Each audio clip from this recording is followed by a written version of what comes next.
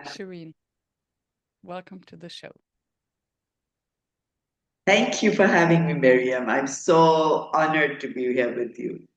Yes, me too. And after our exploration call that we could have recorded already, I'm just curious in which direction we'll go to access all of your wisdom and experience that you have accumulated over the years. I hope to do justice to your expectations.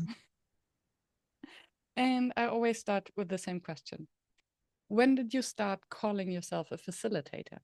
And actually, do you? Um, the mood of facilitation was, in hindsight, started when I was very young, and my father brought me a blackboard and chalk and hung it up in our veranda behind the house. And I had this imaginary classroom whom I used to then just learn with, and we used to develop together. I had a name for every student in that 30 class, imaginative. And in hindsight, then I thought that was facilitation as well, getting people to find out their inner knowledge and bring it out and put it to practical use. Mm, It was as simple as that. There was once a young participant I had, and he very rightly said, "What is training about? It's to realize what you already know." mm, I love And that. I thought that was such an apt definition of facilitation. We do Yes, it all the time, Miriam. We do it all the time, but we don't realize. We limit it to a role in a classroom, which it is not. yes. So when I talk to the beggars who come to my car window when I'm standing at a red traffic light, I'm facilitating them to think of a vision of getting out of begging and becoming entrepreneurs, how they can fulfill their lives. Those 30 seconds while the red light is turning to green, that's a moment of facilitation. Any exchange of a respectful, a smile, anything that brings about a realization, a reflection is facilitation. What do you think, Miriam? I love that view. And to, yeah, using every opportunity to access the inner wisdom of the groups. And then from what you say, I hear that facilitation is more of a stance, that we assume that it's not about our knowledge, but it's about the other people's knowledge. Mm. Yes, it's a verb. You can't use it as a noun and attach it to a person in a role. Mm, But may activate it anytime, any place, what we do with our children, whether we are with our parents, any moment that somebody says, light comes on and yes, the penny drops, a solution appears, that could be a moment of facilitation. We facilitate ourselves all the time as well. yes, in the best of all cases. Sometimes we forget. It, And it is part of a personality, I think. It's one of personality traits. It's not a profession, maybe. yeah, what does it take to learn to become a better facilitator then? Sure, now we get into the realm of skill, is from moving away from telling to asking. Mm, And that's where one has to curb on one's own need to shove things down people's throats, that I know it better and here it is. But unless you get the counter notion before from the person who's contemplating that or has the need for a solution, I think it's going to be unfair on that mm, person. So first thing is the ability and the skill to listen, which a baby does very well. A baby hasn't learned to speak, but they're able to listen perfectly well. And that kind of those bright eyes that a baby looks up at its mother to, that is the stance. Completely immerse yourself in what the other is saying. Not a put on, but genuine and very sincerely done. That's when the hearts connect, the mind opens, and then you can put in whatever you like. Suggestively, how do you make something, an advice, a suggestion, not something that they have to do, but a suggestion which will allow them to think, oh, that's a start. and I can plow my way further on my own. My objective is always how to get rid of people. I don't want them to keep coming back. Become independent. I want to close the shop, my shop, and write out of business. Put a board on it, closed, out of business. That would mean people have started trusting themselves and are self-reliant. They're standing on their 2 feet. I love that. What a vision to get yourself out of business. Yeah. Yes. And mm, there's there's so much depth already in there. And I think it would be beautiful for the audience to also understand a little bit more about where you're coming from, because I think your context, you spoke about beggars, and people who might listen to the show from Europe or from the US, from the air quotes Western world, might think, oh, where is she located? How can she Yeah. access and help beggars in the street? So you're in Pakistan, I'm in Pakistan and right you're now in the capital Islamabad, but my home is in the metropolitan city of Karachi. And I'm sitting here very cold because it is about 5 degrees here, which we're not used to. The Karachi people are not used to it. But I was born in the north, even further north than Islamabad, in a place called Peshawar, which is the very heart, the capital of the province of Khyber Pakhtunkhwa, which is where the Pathans live, where Alexander the Great and entered from Afghanistan into Pakistan. And we've got that is why the Pathans look very Greek also in their features. They're very fair skinned and their profiles are very Greek godlike. So there's a different language. It sounds a lot like German because I speak German. My mother was German. She got married to my father, who was from Lahore. She was from Berlin.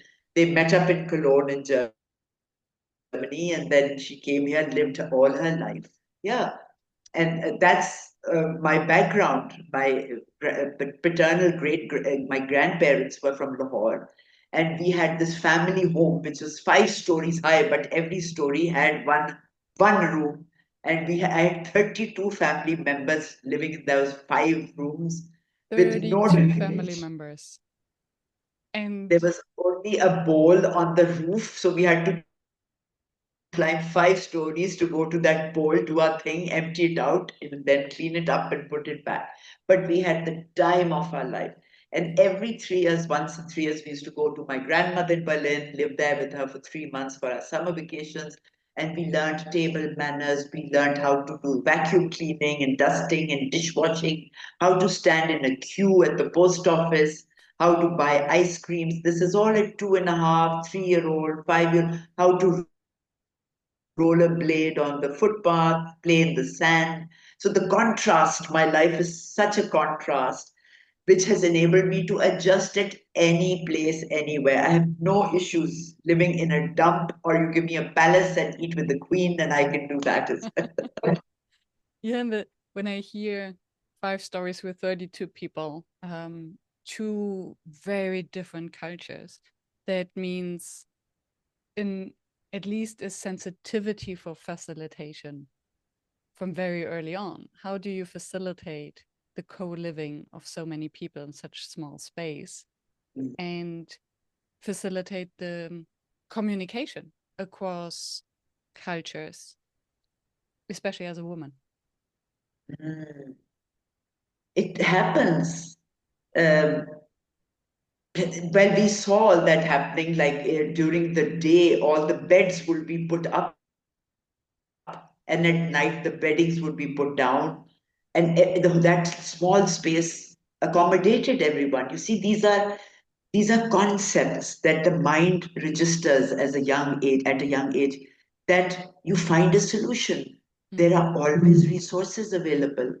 For me, that is facilitation. I think, like I said, getting people to find the issues, the solutions to their issues is facilitation. If they have no Mm. issues, then bring out the potential.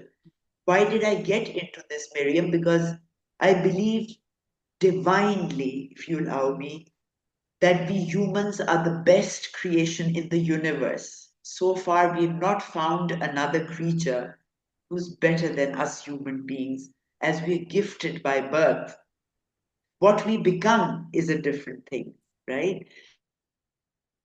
But I've asked millions of people this question: can you tell me any being that is better than us? I've read books like The Sapiens and the first discovery of the Lucy girl, and I'm reading about Flores, where in Java, where more bones of early, before Homo erectus, even before that, were found. There is no better creature, and then we fight and kill each other, and then we say, "Oh, I'm in depression, and oh, what am I going to do? I'm helpless." What is this language? What nonsense is this? And Miriam, it makes me so angry. Having read a lot about emotional intelligence, I've learned that anger is the energy of virtue. Tell me more about that. Behind every good deed, virtuous deed, is anger. And it, Because anger is pure energy.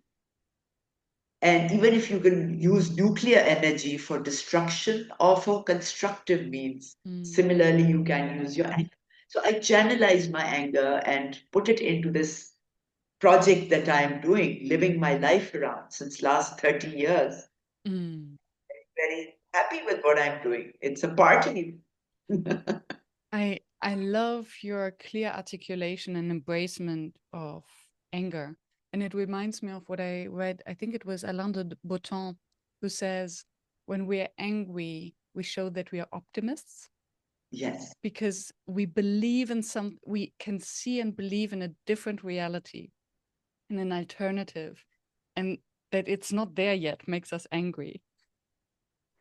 So it is exactly, a force that can help us to change if used in a non-violent way. Okay? So how do you exactly.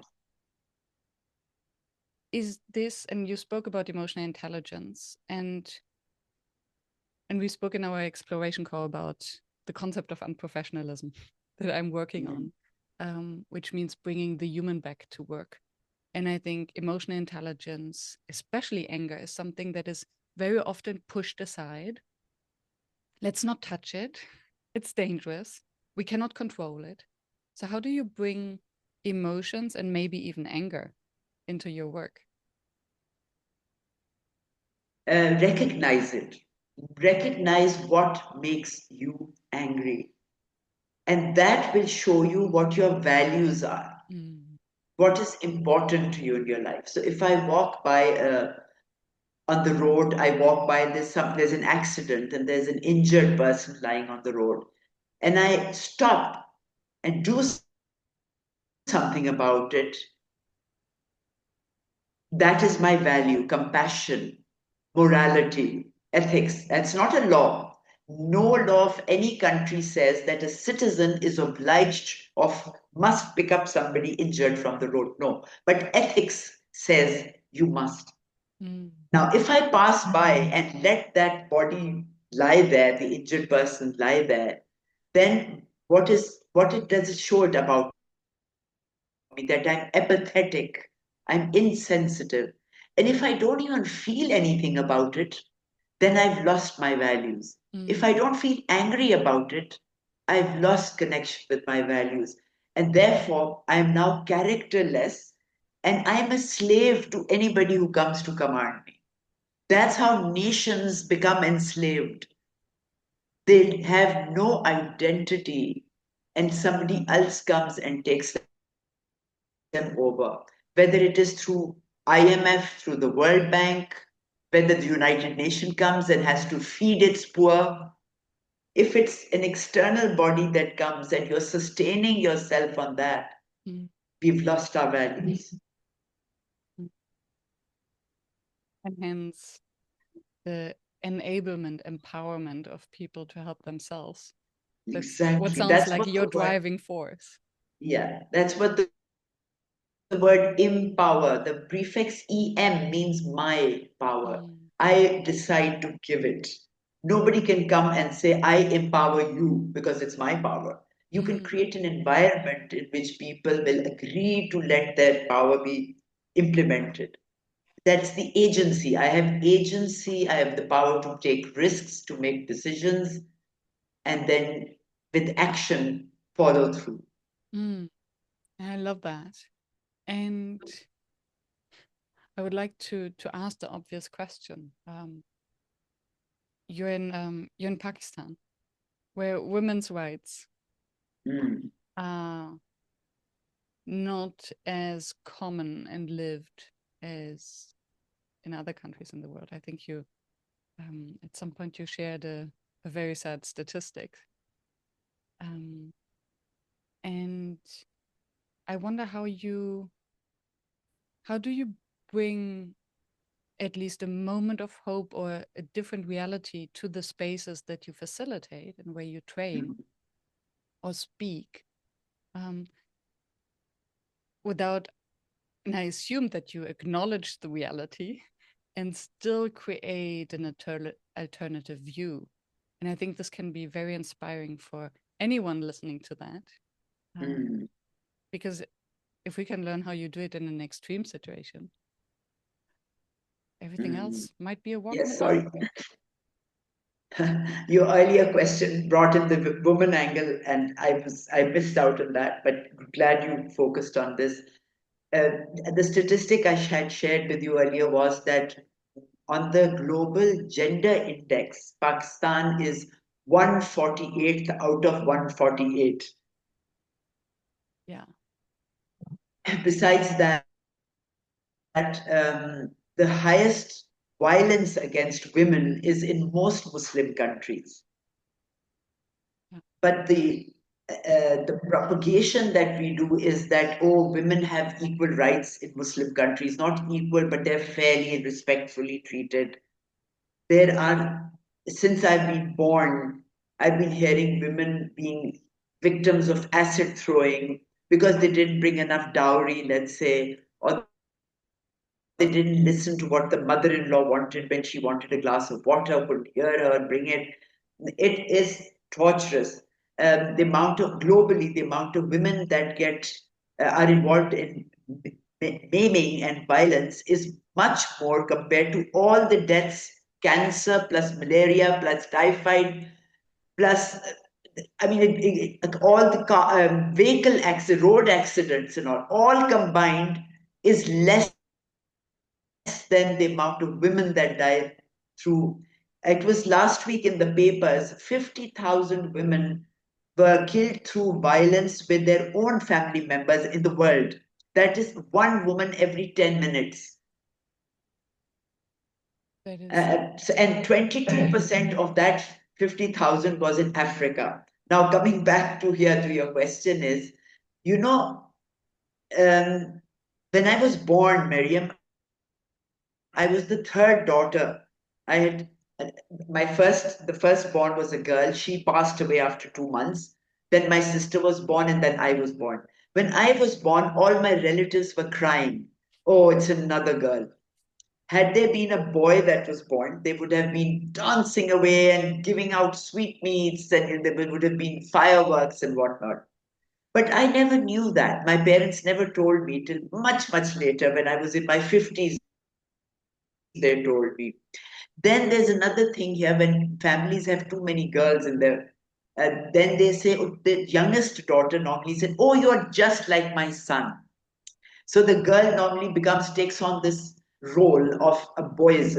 We have got fixed roles here. If you're born a boy, you have to act like this. If you're born a girl, you have to do this. And this carries on throughout life. So when the girl is told, oh, you're just like my son to me, the girl falls into the role and starts taking responsibilities and bread earning and all kinds of. Anyway, I was never told by my parents that you're like a boy. But I never heard anything like that there's a difference between a boy and a girl. I didn't know that. We used to ride bikes to school, which was highly unusual, especially in Peshawar at that time, where it is a very conservative society where all women wear those shuttlecock burqas, with just a net in front of the eyes. We used to bike to school, my sister and I. We used to go swimming. We were tennis champions, playing tennis. My father was director of sports of Peshawar University, so we used to play cricket, badminton, hockey, football, you name it. We were in everything, and we used to get medals left and right, and javelin throw, and shot put, and 1,000-meter races, and whatnot. Till I arrived in college. I went to college for 4 years in Lahore, which is the historic Mughal city of Pakistan, where my paternal grandparents also lived. And there, the first time I heard other girls say, "Oh, I'm a girl and I can't do this." And you say, "What is this language? What is she talking about?" So the point being that I was never raised to realize gender, that I'm a girl and there's a boy. I was never made to think that. And therefore, till today, I don't even know when I'm addressing someone, is there a gender uniqueness, which some may say it's very blind-sighted.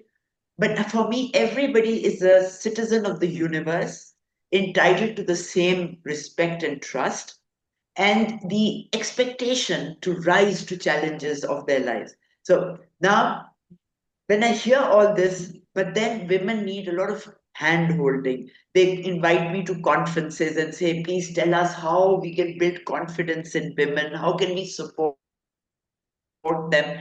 That factor is across the board. It's not improving, Miriam. Over decades, I've been in this work, 30 years, it has not improved. The number of women in the professional world has much increased. Now we've got a directorate from our Securities and Exchange Commission, which says there have to be so many percentage of women at the board, so many percentage of women at senior leadership. So they've defined for every tier. Some companies are ferociously attacking this and going, quickly, let's get the women in, and quickly develop them to become, some CEOs say, "I am willing to give my chair, my position away to a woman, whoever comes and grabs it first." So the enthusiasm is fantastic. And we're going to see this bloom into a beautiful garden because the momentum has got on.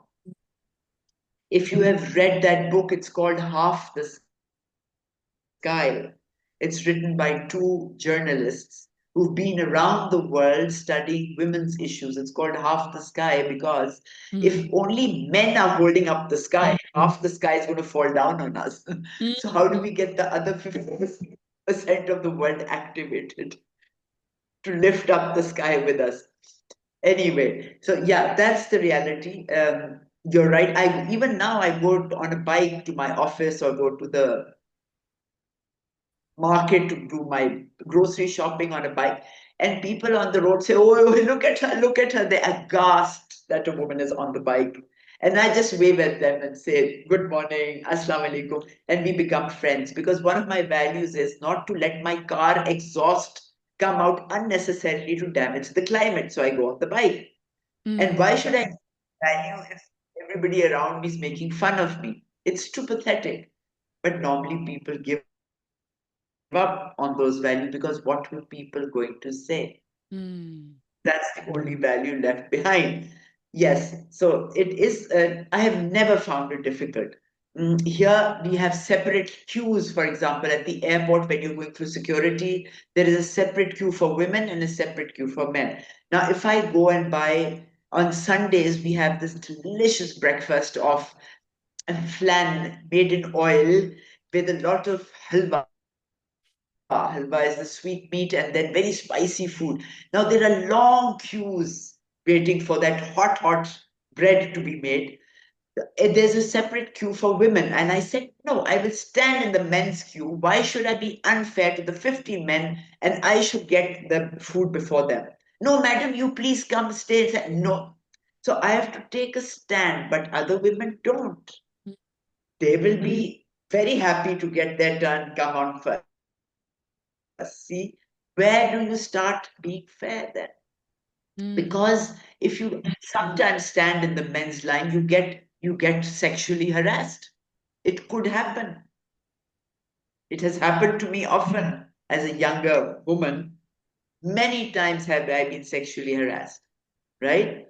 So that's why you put in a separate line. But it's what is the stance? That's how I teach the young girls I facilitate them that how do you walk? Show me how you walk on the street. And they will go like this, all covered like Guiding this. themselves, So making then you're themselves ready small. for an object.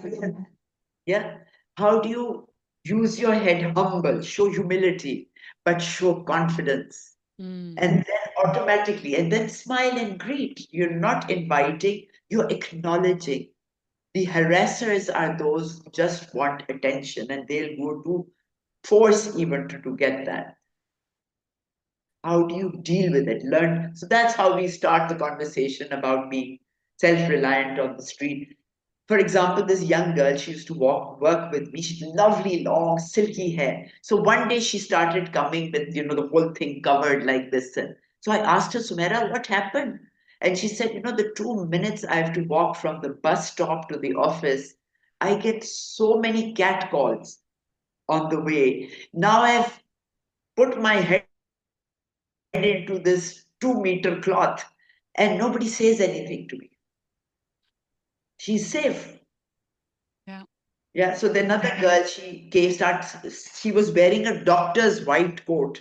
And I asked her, you're not a pharmacist, you don't work in a laboratory, you're not a doctor, why are you wearing a white coat? She says, in the bus, when I come in the public transport, I get a lot of respect because of this coat. Wow. So I'm safe. Yeah. You see, this is the outer, the form versus the content. We are a society that goes by the form. How do Mm-hmm. you look? How do you smell? How does it taste? The outer senses. We haven't even arrived at the inner senses of values, of thinking, of intellect, of Mm. feeling. Yeah. Yeah. And what I hear or what I assume is that when you walk into a room, potentially full of men, as their trainer, as their facilitator, from your body language and your appearance, you you create this accessible authority, maybe? Mm, Or how do you, because I think there is something, as you described how you speak to the young women, how you walk the street defines how people, men, react to you. And I think how you walk into a space where you're supposed to be trusted, respected, um, trusted also to create the container, to create the safe space, to give guidance.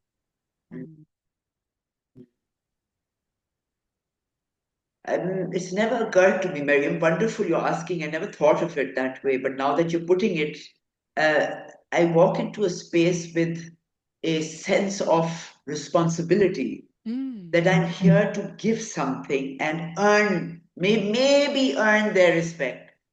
If it's good enough for them, if it is valuable, if it is useful, then I deserve it.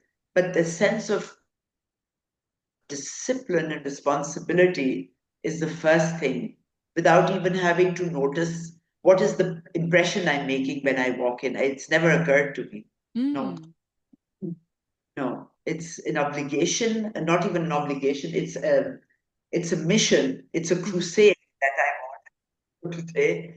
And may I succeed in this, in just making people feel that they are very, very precious. That's mm, it. yeah. Self-actualize themselves. Because I believe that we have to feel safe ourselves first before we can create safety for others. So if I don't feel safe, I make myself Definitely. small. I might become defensive. And if I make myself small Yeah, and am defensive, how can I create safety for others? Right? Cannot. cannot. Absolutely. Yeah. And then I wonder what it takes to then create this safety. And maybe it's our upbringing. Maybe it's something that Oh, it we is. don't control. Um, And somehow I wish that we can still learn that as you're teaching the girls, because Oh, yeah, yeah. it has happened to me once, and I never let it happen again. When I was very early in my facilitation career, um, that a client just took over. I was standing there facilitating the process, and at some point, the client was just talking through me to a point that at some point I sat down. Yeah. And I think Then what that's did you do? hmm? Then what did you do? And then I spoke to him in the break, asking him what he expected and what was his perspective, and that I was there to support, and whether he had some feedback about the process. Well, his feedback was very clear that, oh, in the workshop only the two there are only two people whose opinion actually matters. So, and you don't know these people, so I know whose voices to bring into the room so that we have the discussions we need to have. So it's really Interesting. nice what you prepared, but it's missing the mark. What was your reaction then? I was flabbergasted at first, and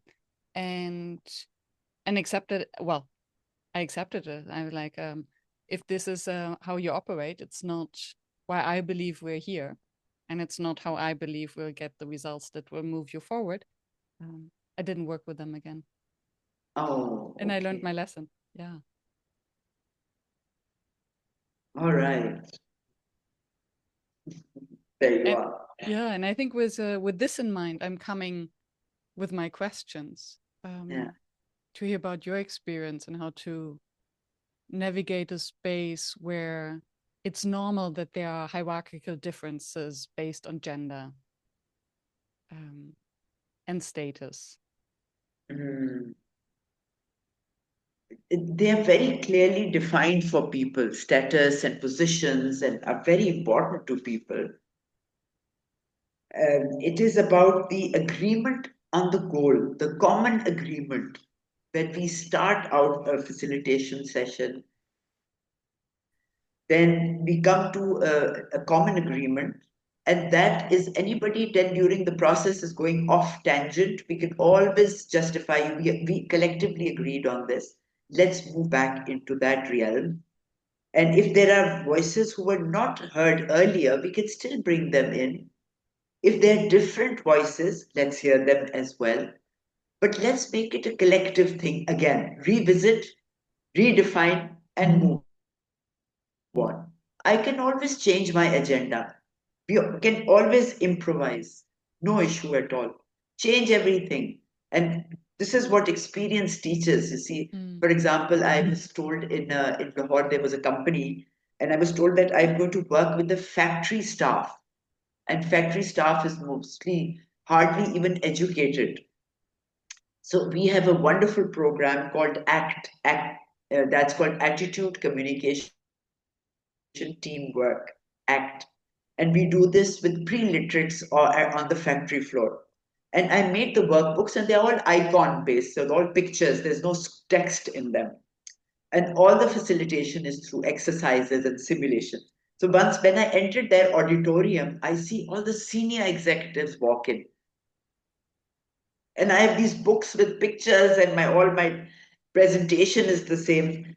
Anyway, I was a young trainer then and facilitator, and suddenly this idea came to me that, and then I explained to them, the whatever content we're going to cover today, you have to cascade up to the factory floor people. And therefore, the workbooks and the material is prepared for them. So you know how to articulate it to them. And I got away with it. And it became so genuine, and it was very, very useful. But that was agreeing on. So I gave them something to think about that, oh, yeah, if I know something, everybody in my company must know that as well.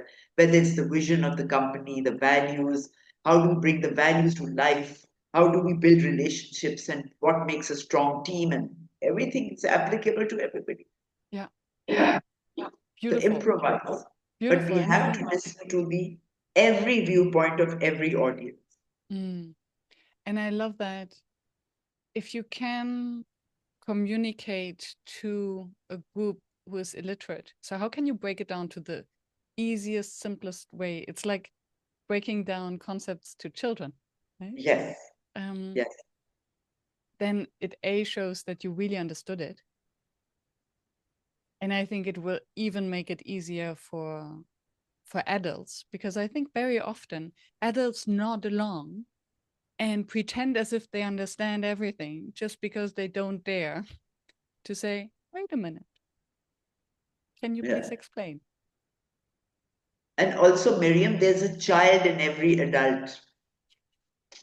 What do you mean If by you that? appeal, if you appeal to the child, then they really become genuine and authentic. Mm, And that's then the real learning begins. yeah. Yes. And I wonder, you have to do it in a very gentle way, right? Because the child is still there. I agree. And then we Yeah. have put all this armor on. So I think even this client back in my early days who interrupted me and took over, um, who mainly unconsciously, I think, made me the facilitator I am today, fearless. Ah, very Never right. again. Um, I'm sure he also had an inner child, or not an inner child, but he had a child, definitely an inner one. Um, how do you access that? How do you access the playfulness The playfulness, and maybe the childlike curiosity? curiosity, Curiosity. curiosity, exactly. A lot of happiness. You have an aura about yourself, a presence that breathes energy, loud, very, very strong energy and happiness. And then the daring, you can do it. This is no problem for you. Jump into it. Come on, and just give them the little bit of just briefing, little instructions, and the inner need to investigate, to find out the novelty of it, Mm. to stretch yourself, a sense of achievement, the desire to prove yourself. All of that starts And I, coming out, and they become board members and chairmen and chair ladies, and they all become children on the floor, crawling without their shoes and whatnot, and skipping rope and everything they do. No issue. And they love it. When sometimes I'm very hard also. I'm very, very hard when it comes to things that they say these are our values, and they're doing something different. Then I come down very hard. And later they come and tell me, we are so glad that you were, this, it's not abuse, it's that you were strict with us, or yeah, that you told us off. Let's say you told us off. yeah. And I guess Because it was your anger coming out, right? there you are. And it's so genuine. The anger is, I believe in you. You Mm. can do better. Yeah, And therefore I'm angry. It's just out of love. yeah. And yeah, that's another word. The child wants love. Mm. And we here we don't get much love. The word love is not allowed, actually. Yeah. But everybody wants it and needs it. And when you demonstrate that in a trusting environment with respect, they just open up. Mm. Yeah. And what I hear is this, hear so many things actually. A, that you, from your inner stance, you have to walk into the room ready to fall in love with every participant. You're So already that in you, love. Yes. so the way you love a child. So Yes. you see them, you trust them, you believe in their inherent goodness, Yes. even if they might act out. And I hear that this, the way we give permission to children to just test it. You cannot fail. Just try it. You can do it. I know that you can do it. When a child is first time on a bicycle, afraid to Yes. fall. Um, and this has a very empowering way of speaking and encouraging someone. as opposed to belittling. Because there are two different ways how we can speak to children. And I think And one might also trigger to, because it's belittling. Let me yes, explain you. And the other one is, hey, we're all human. Yes, of course you can do it. You have permission. along with you've got to combine it with the full trust on your intellectual capacity. Mm, So here you're giving love and all the heart to open them up, but now you gotta deliver through your mm, intelligence, right? So yeah. when you hook these two up, then the moment of inspiration happens, the self-inspiration. They inspire themselves Mm, then. Oh, we did it. You see, that is the moment where you rise to the next level of certainty. I love these two quotes, which I've learned from another teacher of mine, a great gentleman. He's a educational philosopher. And he quoted first Shakespeare in his play, Measure for Measure. He says, doubt is a traitor and oft makes us lose what we might win by fearing to attempt. Yeah, yes. so he calls doubt, which is low confidence. So I keep sitting that no, no, I'll get hurt. So I will not attempt.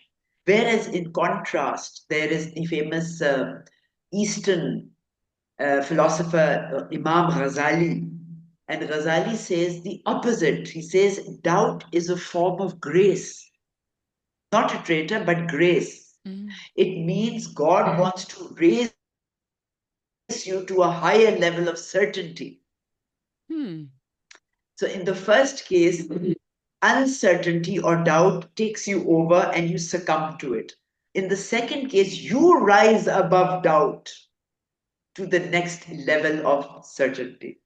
Mm, And there's so much depth in these two, and that is the moment of inspiration. So either you let doubt come over you and you live in a state of belief, which is completely disempowering, yeah. or you get over, like if Mary invite me to your house and I don't have Google Maps, but you say take a left here and go right and then go straight, and I say, oof, I've lost it, I cannot. But if I make it once to your house, then I'll say I can do it again. Yes. So I rose to the next level. I conquered the uncertainty, and I'm so much better off with it. So this is the ladder of learning, as we call it, from ignorance to becoming a star player. Yeah. Yeah. And what I love is this is that there's a tension there. So doubt as such is not good or bad. It depends what you make out of it and how you live up to it or face it. And the other tension is with the intellect, as you just brought. On the one hand, you believe and trust in the collective intelligence of the room. That's why we are facilitators. And at the same time, we are not bystanders accepting their limited intellect in the moment. Yes, you can do it, pushing them, or even, Yeah, as you explained, calling them out that this is not okay because they're contradicting themselves. So I think yeah, where I'm heading is what is true for doubt is also true for the neutrality of a facilitator. We do need the neutrality in order to be open and embrace everyone, but we don't want to be as neutral that everything is acceptable. exactly. Yeah, yeah. Very right. Very nicely said. And then there's another quote. I think I read it in the book by Anthony Robbins, Awaken the Giant, within one of his first ones, in which he says the best way to grow is to doubt your beliefs. Mm, So this brings another angle in yes. where you're doubting your current level of beliefs. Okay, so what can I do at that? Is there anything better? Is there an alternative? And like pluralistic thinking, you have bring an idea and I bring the counter idea, the antithesis and the thesis of it. And we build on something new comes out of it. You see, Yeah. it's a fantastic process of critical thinking and emotional upheaval and self-reflection is just fantastic in a classroom Yeah. That is a great method that brings out better alternatives for people instead of taking something and feeding them, to give them the system where they can develop it themselves. Yeah. And the yeah, to sit in the polarity. And Mm, I would be curious how you navigate a space where there might be tough conversations coming up. So they have different opinions.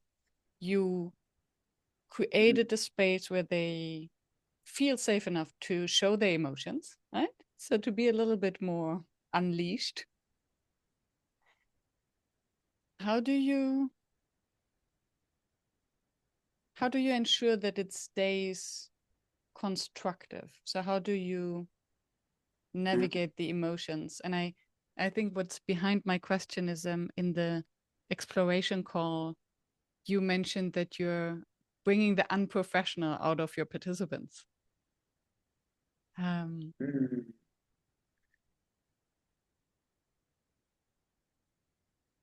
Uh, I was just thinking of this example, one that occurred to me very early again in my profession. We have a institute where government bureaucrats come for 14 weeks when they're promoted from one grade, very high grade, to the next higher grade of bureaucracy. And they invited me always on the first day to do team building with them. So their 14 weeks would be bonded and all of that. So anyway, we were doing what are the best attributes of a team, of a high performing team, and so on. And great traits came out. And then this gentleman, he spoke up and he said, he was the head of the police. And he said, I have killed 93 criminals, 93 humans I have killed. How can you fit all that you're talking about in with my experience? mm, Now, that was a very high emotional state that was in it. It just brought all the energy down that we had built up in the first hour or so. What does one do at that point then? You can't dismiss the trauma behind it. You can't let it take over the whole class because others may not have had it. mm-hmm, What do you do? My thing is always, and would you like to continue with that? Would you like to rise above it? Or would you like to stay at this level, at this traumatized state? No, of course I don't want to stay. I want to come out of it. So that is what we're trying to build here together. What is a mm-hmm, better state? Even if this is what your job requirement is, how can you manage your own nervous system in a better way? So then mm. he inclined to join in and take over. Okay, what can we do next? That's always the best way to formulate the question. What else is there? Why else? How else? This is so beautiful. What I hear is you're suddenly giving them choice. So everything is Yeah, choice. And exactly. it's Yeah, in their hands and even they have to when empower themselves, as you've said before. It's not you. They have to make the decision. Do you want to continue that? even that gentleman, the example you gave, who took over your session and then you had to speak to later, um, even at that point, you just have said, would you like to continue the way it is? That it's only two people's voices that are heard. Would you like it to continue this way? And he would say, no, of course not. We all have voices. Said, okay, then how can we achieve that? So it's redefining that, but ultimately coming to the benefit of society, betterment of the company, progress of the people, the And higher goal. if he had, because I'm pretty sure that he would have said, yes, it's always been that way. I would like this to continue because it's easy. We don't need all these other people's opinions. Mhm. Would you then continue because it basically goes into coaching, right? To Yes, ask them yes. whether Also, this is what the opportunities are that they see or the missed opportunities. mm, I would bring the crowd in. I would bring the rest of the audience into the discussion and then say, okay, let's see what others have to say about it. Let's Mm. see where this is going to. What are the pros and cons? If we continue this way, what's going to happen? Yeah. How does it benefit or harm the company? If we turn to what are the other assortments that we can explore? And then see what are the benefits, pros and cons of that. Let them then decide. Yeah. Yeah.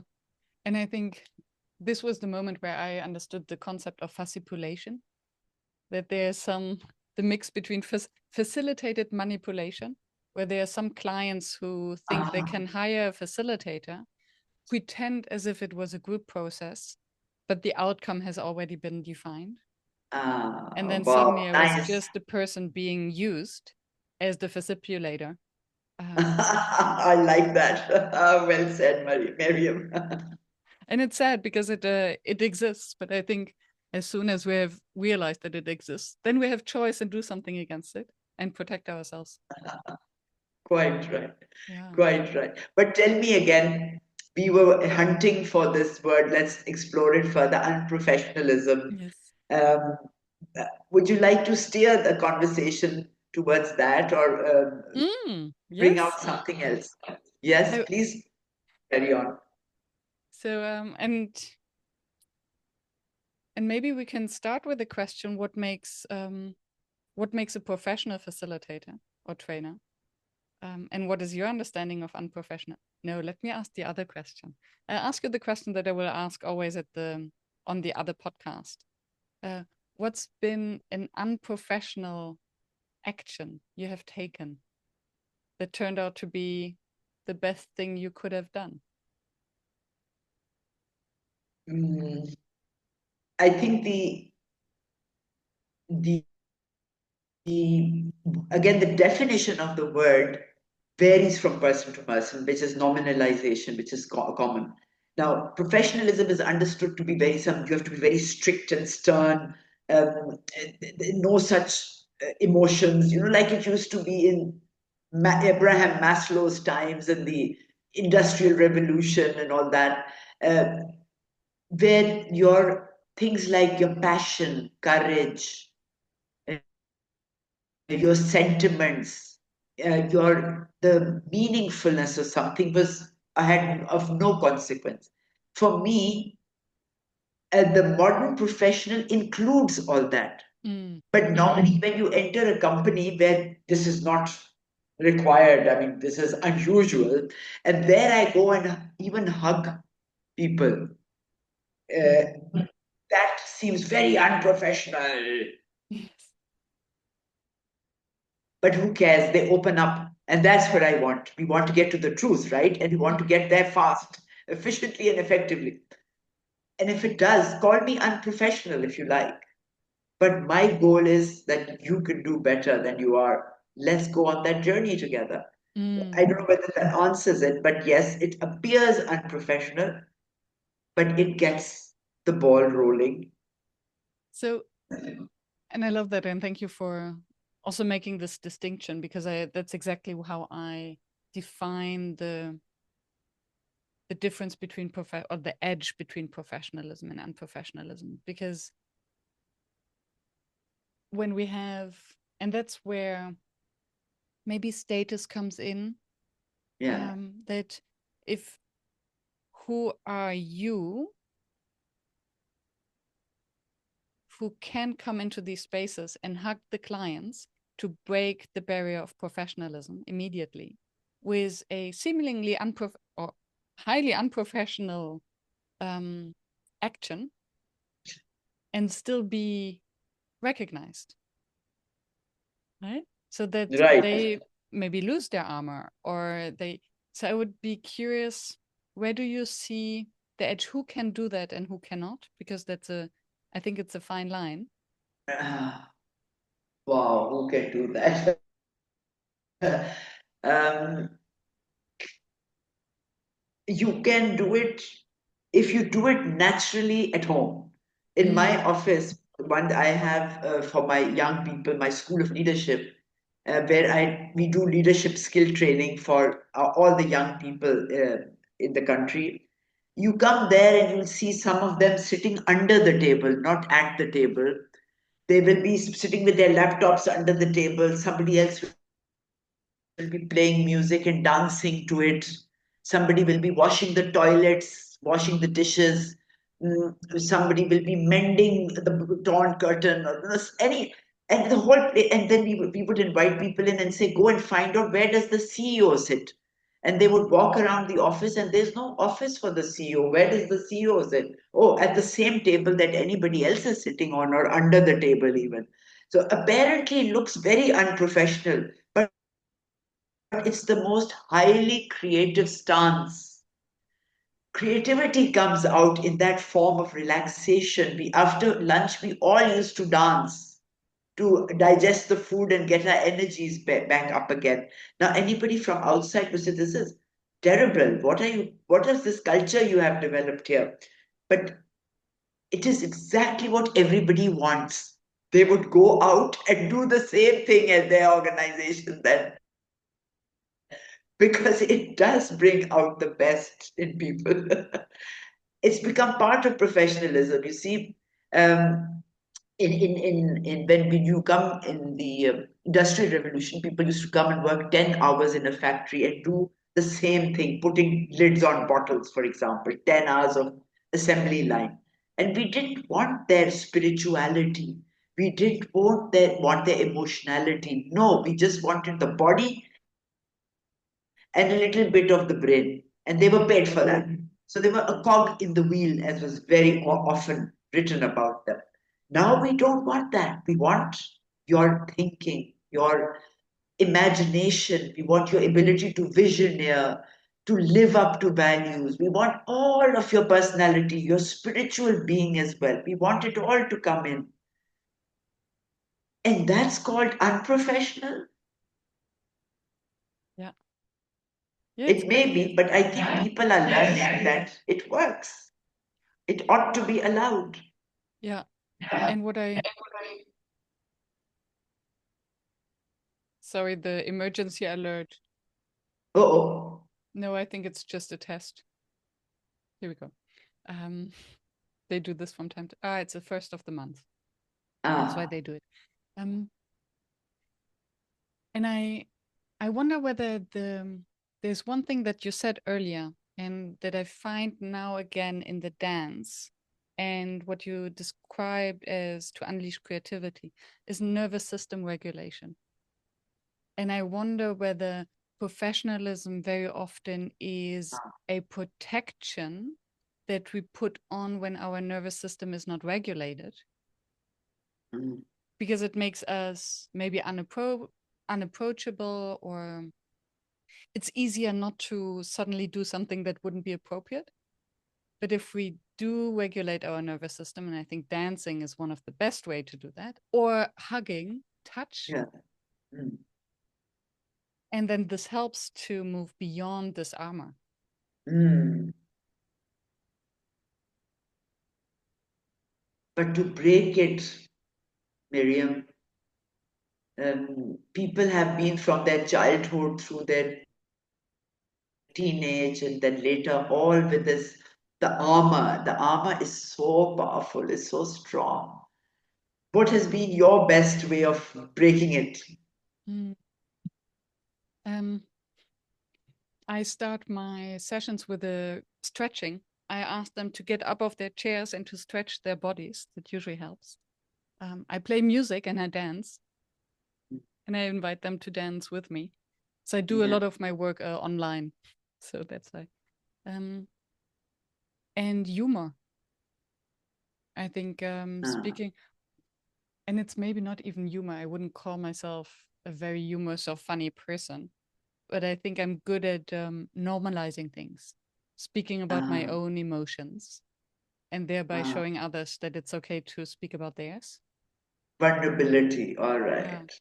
yeah. Yeah. How about you? Yeah.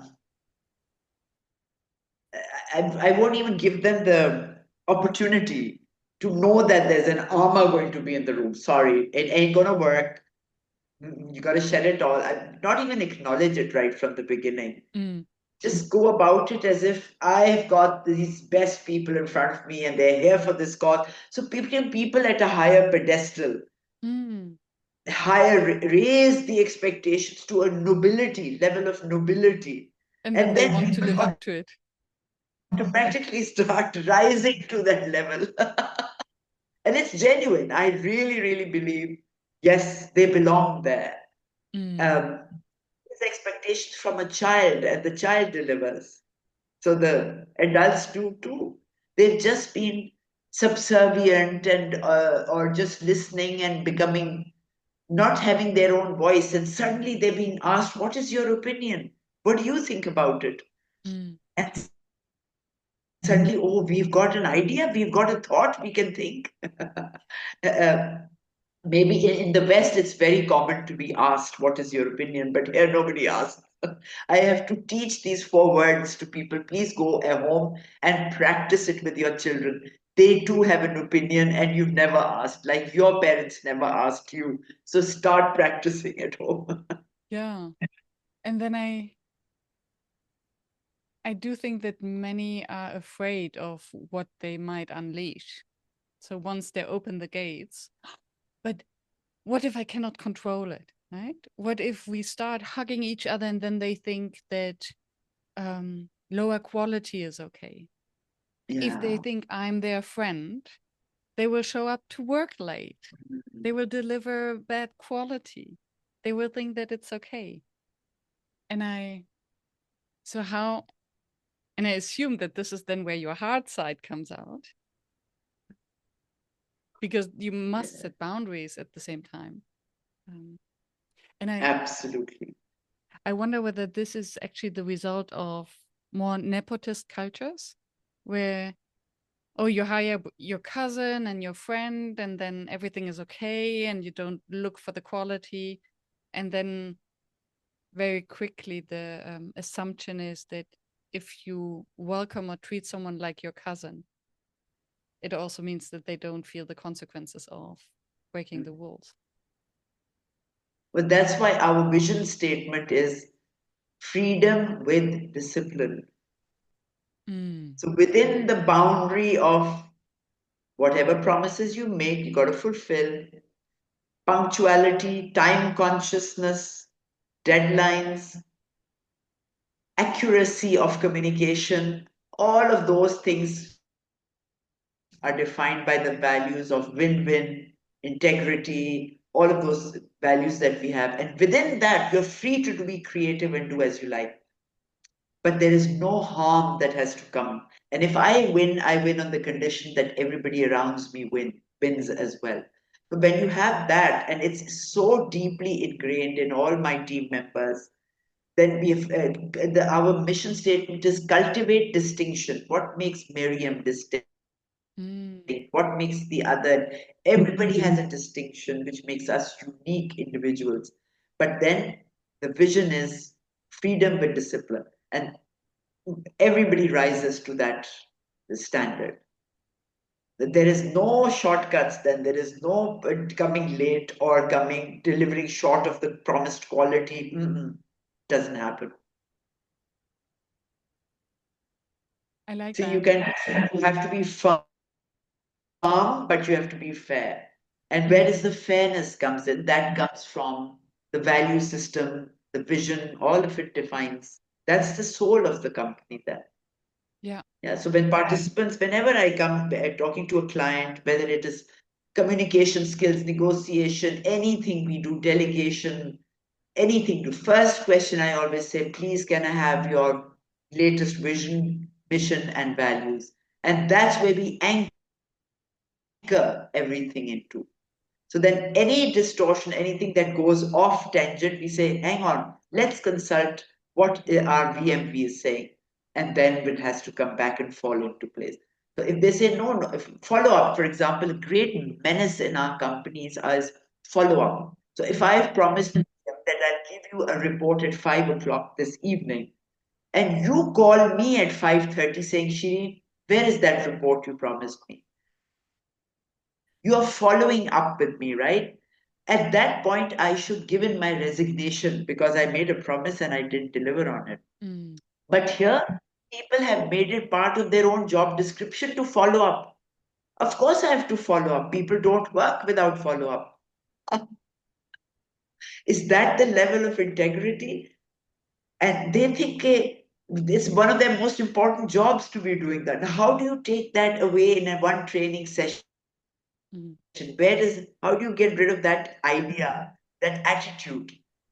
And you have to make it very cruel, very hard. I mean, like I said, you have to send in your resignation today if you have to be followed up. Yeah, what I hear in that is a sort of consumerism, that expecting others to do the work and leaning back. And I think that's something that we often, as facilitators and especially as trainers, have to fight against, this attitude of, oh, I can lean back and you serve me the knowledge. And the first thing I tell them, okay, this is not a webinar. If you came here to do something else, need to Ah. I need to disappoint you, because it doesn't work like that. And it will turn into a webinar if you're not communicating with me, Absolutely, because yeah. then it will be boring. But I think how to wake them up to not fall into the trap of consumption and false Yeah. expectations.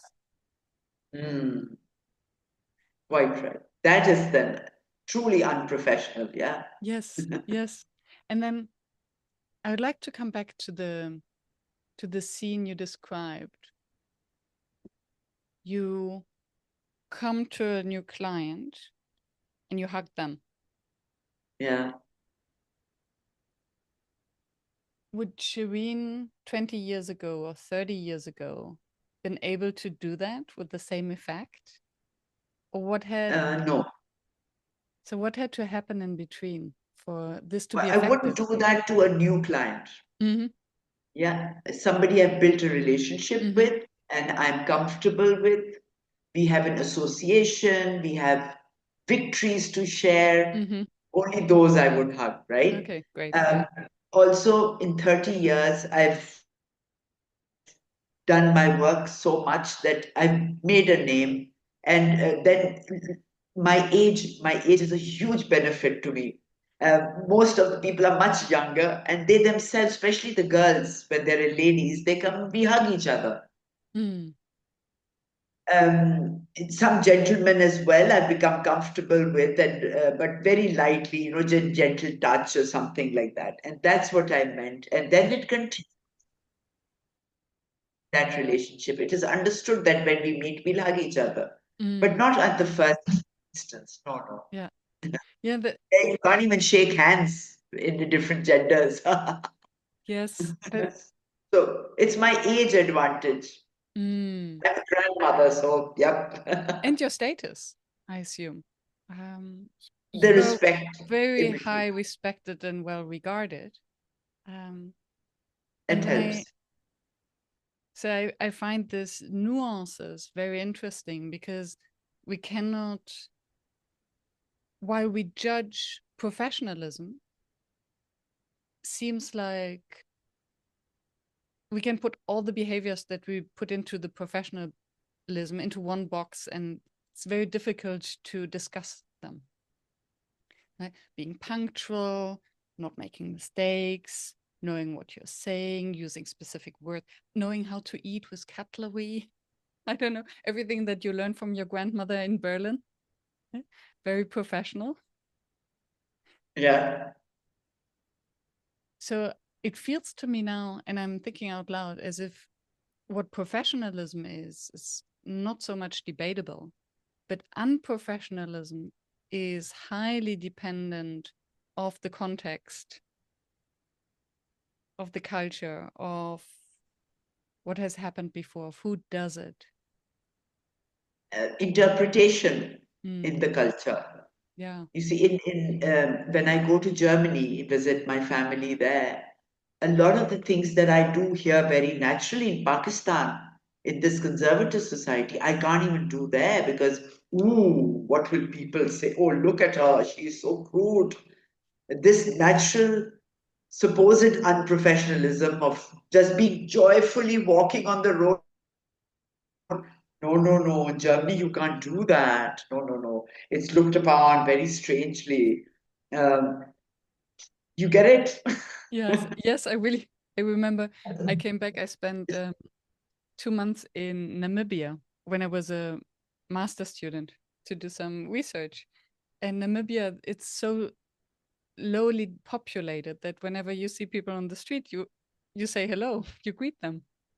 So I came back to Germany and I started greeting random people in the street. And they looked at me as if I was a crazy person. Yeah. So I know what you So talk about. is that professional or unprofessional? Tell me, as a human being. Mm. Yeah. And then I think it's regarded as highly unprofessional, but this is what Exactly. creates connection It's uh, the interpretation, the customs. and it's the courage to go first, I think. And that's also something we do and Yeah. must do as facilitators, and that you do when you walk into the room assuming that everyone is already at the level. Yes. I notice, so I run a lot, and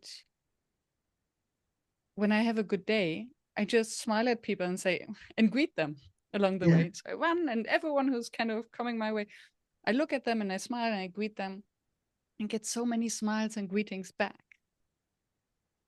And why usually pedestrians are always annoyed by runners, the way, and it's a small gesture that doesn't cost much No. and creates an immediate good feeling on both ends. Right. I Right. think we So forget that. absolutely. So my definition of true professionalism is being a good human being. Mm, That's it, which a mother can be, a little vendor at a cart can be, your vegetable salesperson can be, anybody can be professional, which is just being true. And it's using your emotions intelligently, mm, serving. I mean, the word for me, very precious to me, is service. It's like prayer, but I can be of service to someone, but not altruistically, not that, no, because it satisfies me. mm. Yes, yes. We're all Very selfish selfishly. at the end of the day. Yeah. Selfishly. Yes. So if I greet you nicely, for example, like you're saying, you greet people on the way. You know what happens to you? Your dopamines and your serotonins and oxytocins get excreted in your body and you become healthy. Yeah. Maybe the other people are happy too, but what happens to your body when you appreciate, when you are grateful and you show it? You are becoming a healthier person. Yeah. Yeah. And that for me is professionalism. Mm. Whether some people interpret as unprofessional, so be it. Yeah. What would be a unprofessional action that you would advise others to do? Um, advise over exactly all the things that I'm saying. Be yourself, be authentic. Mm. Don't let me have to dig layers out of you to find and then make a connection. That's too inefficient. Time is too precious to be wasting and throwing away like that. But there are some things that I would not like people to do, and I wouldn't do that. Is, for example, lying. Mm. That I would purely put away as truly unprofessional. Yes. Thank you. Making promises that you know you cannot keep, being disrespectful, even in gestures like when if you're sitting and having a meal together, burping loudly or making strange scratching noises on strange parts of your body. All those things, I think they're not only unprofessional, they're indecent. Mm. But then one has to walk into societies where these things are not known. I go into villages where people don't know how to sit, stand, eat, walk with being without being vulgar at Mm. times even, or how they don't even know where their hands are all over going on their bodies. And we teach self-awareness on those, Mm. how to sit, how to in larger companies, especially by these youngsters that I pick up, they come from villages and now they've risen to a point where they're talking to the World Bank and the United Nations and making millions of dollars of deals and projects with them. They're opening their own schools, they're educating others now in the villages. I went to a village in southern Punjab where we went with an organization and had 3 days of half day trainings with young girls, 13 to 18-year-olds, how to build confidence, how to present themselves. And they didn't know anything about even hygiene or how to walk, how to look. They were just giggling and shy all the time and covering themselves up. And by the end of the third day, they were walking with confidence, with humility. They were able to express themselves. They became ambassadors of that organization that was the sponsor. It just takes 1.5 days to do it. I mean, 3 days, half. Um, because the need is there as long as you can connect to the need in the individual. If you're hungry, you will find your food, but if you're not hungry, any amount of food lying there will not appease you. So that you dig out the hunger and they will crave for it, and they are already craving, and then they just make it on their own. Yeah. I'm fascinated by these layers because as you say, it's there's some gestures, and that's the discipline that you spoke to. Freedom within discipline. Scratching body parts, burping, farting is very human. And still it's not something that we appreciate being around with. So it is usually unprofessional. Um, Being authentic, as you said, is let's be authentic, but authenticity does not mean lashing out on someone or not being emotionally aware or mature. Quite right. Yeah. So, from what I hear, is you have to earn. So, being unprofessional has to be earned. So, you need a Ah, certain level of self awareness, excellence, and yes, maturity yes. to And show then up. it varies from culture to culture. Like Mm, I said, in Pakistan, we're very articulate, very highly emotional people. We're very expressive. We use a lot of gestures. But I can't do the same when I'm in Germany. I have to be little, contained in mm. my gestures, articulation, in the volume of my voice, or even the inflection of voice. It changes from civilized country to country, culture to culture, naturally. And then, And to be how do able to you? adapt to that is also professionalism. Mm. So, how do you define authenticity? I think all of this, the more you can build this into your persona and live up to it, that is authentic. You're just more sensitive towards it. And that sensitivity becomes your authenticity. Mm. Because I think again, it's very nuanced, the level of self-expression, right? So it can be very authentic you, and I think even in some spaces in Germany, I'm German. I think I'm more expressive than many of the Germans. Okay. Is a form of authenticity. If I would suppress it, it's inauthentic. But if I'm sensitive that I want to articulate my expression in a different way, then it can be authentic. So,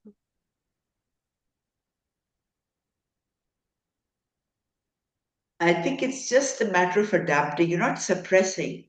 mm, You're not suppressing.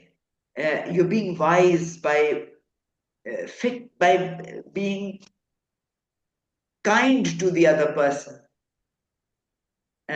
So if I come to your house, I would quickly figure out what is my modus operandi here, and I would adjust to your ways. It's called do in Rome as the Romans do, right? You adjust to that place. yeah. Even when I go to my sister's house, I go adjust to her place, to her norms of living. And And I that's guess, just yeah, kindness. That's not unauthentic.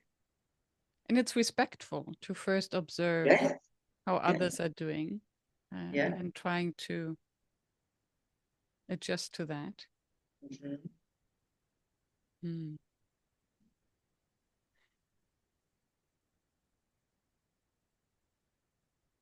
After so many years of being a trainer, being an entrepreneur, a philanthropist, um, what is the advice you would give your younger self? Or what do you wish you had known when you got started? Mm. When I got started, oh, I wish I'd been more patient. Patience is, especially in young youth. I think youth is not very impatient. Um, I wish I had more patience and more confidence, in more faith that okay, wait, it'll come, it'll happen. You learn it, no worries. It doesn't happen like a intravenous shot or something. That's what I would tell my younger self, because we are in a rush, we are in a hurry to quickly get there or get that. Uh, and my advice to all the younger people is that hold on, be consistent, be persist in what you want to do, and it will work out. Mm. Hold on. Yeah, yeah, showing up, delivering value, consistent, being of service. It is the journey, not there is no destination. Enjoy the journey. That's the best part. Once you've reached the destination, it's all over. Mm. Yeah. What is the future of facilitation for you? um, I think is going to be a very small part of human interaction is going to be much smaller. People are going to get used to what AI is coming up with. It's very, very productive, very useful. It is going to will lean more towards becoming counseling or coaching, more one-on-one, more attitudinal and more emotional things that AI till now cannot do. Maybe later it can still. Yeah, I think it's going to be lovely. We will be able to cover much more. It'll be a different facet. Um, Mm. yeah, it's going to be not even a hybrid. It's going to be more tilted towards technology and less human intervention. But that human intervention is going to be very intimate, Mm. more intimate than in a classroom. Yeah, it's going to be more one-on-one. Yeah. Beautiful. And then the unprofessional, the human, will become even more important to facilitate that. Mm, yes. Like tuitions, on a subject you get tuitions. It's going to be more like personality tuition, professional tuition, career guidance tuition, things like that for instead of workshops and training and all that. Because a lot of the companies we work for here now, even they've got their own in-house e modules already. They don't need a trainer to come in and do much. And it's the occasional strategic session, or something has to be aligned. We bring people to the strategy, then they call us in. It's turning towards that as well. So the e-learning is very popular. Mm. Yeah. And I think it's sad or dangerous because we learn through, and that's what we covered, right? We learn through the connection, through nervous system regulation, through creativity, through doing, through speaking. Um, Yeah, yeah. I guess that'll be more on the job, more on the floor, because the 70-10-20 rule is that the 10% is in the classroom, the rest 90% you learn as you go along, right? The walk in the park is what makes you see more than the pictures in the book. And that's what it is. Doesn't matter. We just adapt and adjust, and it's the new world. Yeah. Thank you so much, Shireen. Thank you, Miriam. It was beautiful. Thank you so much time you invested with me. Thank you. I'm very grateful. Thank you. Very inspiring.